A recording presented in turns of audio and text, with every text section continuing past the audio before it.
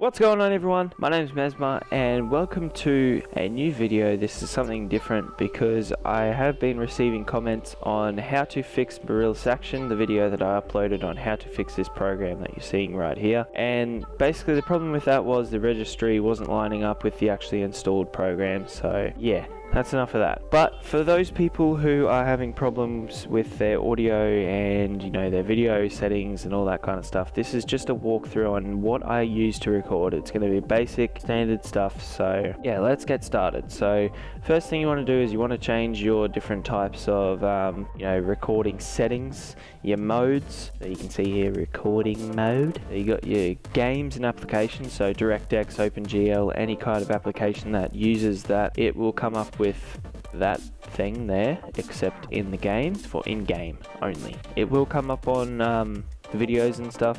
Don't even bother about it. Don't use that for a video recorder. If you want to get free videos off YouTube or some crap like that, use active screen and then maximize your screen on YouTube, full screen the video, watch it that way, because this will record everything to your screen. All you have to do is look up what active screen does in Mirillis and yeah, job done.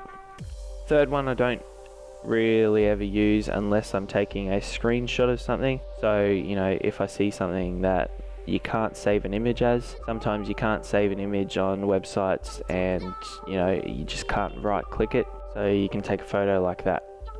But other than that, I don't use that for recording the desktop at all. So for my main game setting recordings is MP4 NVIDIA NVEC. So this is for cards that have the graphics acceleration driver here for video encoding. So you can see there, most newer NVIDIA cards will have that. Some older may not, but I'm guessing it would be the ones that have shadow play available with the graphics card. So yeah, video size 1080p. You can do 720p if you want. Just means the video is going to be smaller and kind of less in quality, but it doesn't really make that much of a difference. In the world of YouTube, it's better to have a 1080p than a 720p. Just saying. Video frame rate 60 frames. You can record in 30 frames, but another thing with 60 frames, if you're recording in 60 frames, there's going to be more frames for you to work with if you need to edit it. It's going to look a lot smoother. It's going to pick up on more frames per second, which is what makes your game look smoother. Think about running at 30 frames per second. There's half the amount of frames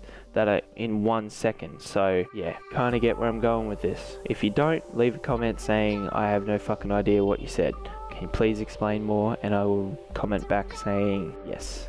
That's all I'll say. And video frame rate, so I leave that at 60. Sometimes I do record in 120, that you have to use AVI for that, so you can see here AVI 120 frame 1080p. Cool, I'll change that back. But that's for when I record for something like a cinematic, or just messing around with slow-mo, stuff like that. Use perfect video match mode. You can tick that, but I wouldn't recommend it unless you have a super awesome computer. I should have it ticked because now I do have a really good computer, but whatever, videos still look fine anyway. Obviously record system sounds. You can record your microphone if you are doing a live commentary.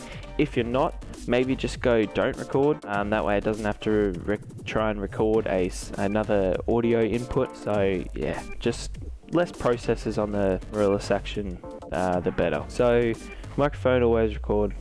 Allow multi-channel recording. Nah, don't even do that. There's this new function with Action, came out a couple of patches ago. If you haven't realized by now, I have bought the program. You can see here, yeah, that's my license number. Well, no, it's not my license number. It's who I am in their Mirillis blah blah blah database thing. You can see here, it's got Twitch, all that kind of stuff.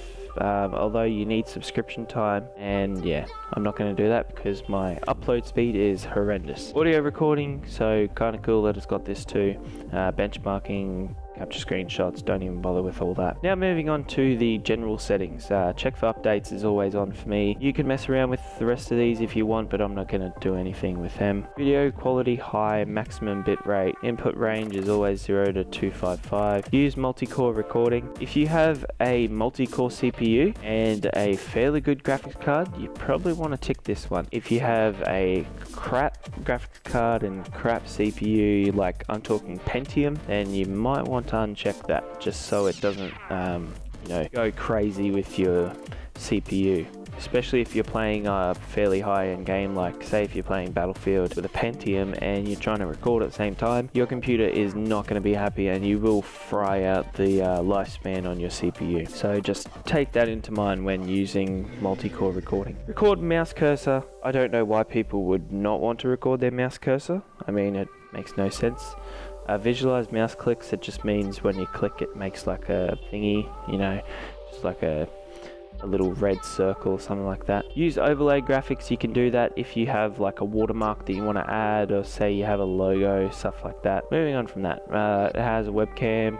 Don't do that anyway. So microphone recording, I always set this to what my actual device is, not system default, because it can default to a webcam, which crap. So volume, audio device system default anyway. You can change that, your speakers, your blah blah blah. My audio balance is 75-25. That kind of works best for me. You can figure out what yours is, but that's the one I use and it seems to be fine. 129 kilobytes per second for my bit rate for my audio. That's the normal one that I record at. You know, most are 160, but 192 seems fairly nice. And most of my videos line up with 192 audio anyway. So if I had a proper microphone, like a desktop microphone, where it picked up audio a lot better than a headset, unfortunately I can't afford a desktop microphone. They're hundreds of dollars. 192 kilobytes per second is fine for me. HUD. Hide HUD during desktop recording. Obviously, do not record the HUD in games and application. Obviously, who would want to see this annoying thing just there in a game? So moving on. Hardware acceleration, I talked about this earlier. It's just graphics card being able to encode the videos and help out with the recording process, because usually when you record a video it will strain the crap out of your hard drives and your CPU and your RAM. So this way they've started to implement the graphics card to be able to play a game as well as help out with encoding. So cool stuff. Export mouse cursor, export mouse click visualizations. Obviously, you know, that's just showing your mouse and all that kind of stuff. Upload settings I don't even use, so yeah. And then you got all your hotkeys, but I don't recommend changing them, because the last time I changed one it wouldn't change back and I wasn't able to record. Hence came the how to fix your Mirillis Action video. So that's just been a short video. Well, it's probably actually fairly long now. Yeah, nearly 10 minutes. Woo! Yeah, so that's just been how to record in Mirillis Action. That's the settings that I use. I hope this helps out for you guys. If you're having any problems, just always leave a comment, and yeah, subscribe for any new updates, and just leave a like if you can. Thanks guys, I'll catch you in the next video. See ya.